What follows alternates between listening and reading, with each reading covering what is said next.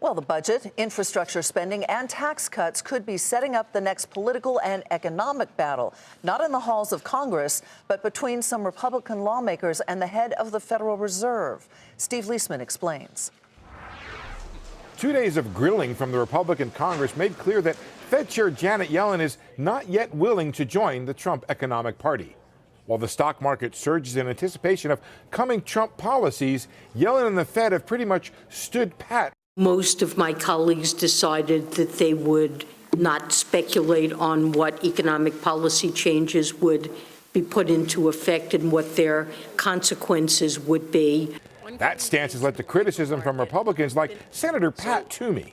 I mean, it just looks on the surface like the FOMC members either believe it's unlikely that any of those things will actually happen, or they think that those things are not particularly pro-growth. Right now, the Fed forecasts around 2% growth for the next several years, and that it will hike 3 times this year, or about 3/4 of a percentage point. But watch out. More stimulus from the Trump administration could mean higher rates from the Fed. It's just that Yellen and the Fed have decided they will wait until they see the whites of the eyes of actual Trump policies before boosting their forecast.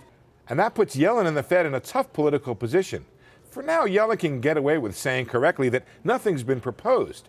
The bigger question is, what happens when something is? If the Fed doesn't boost its forecast, it'll be seen in opposition. If it does, it could be seen endorsing Trump's policies.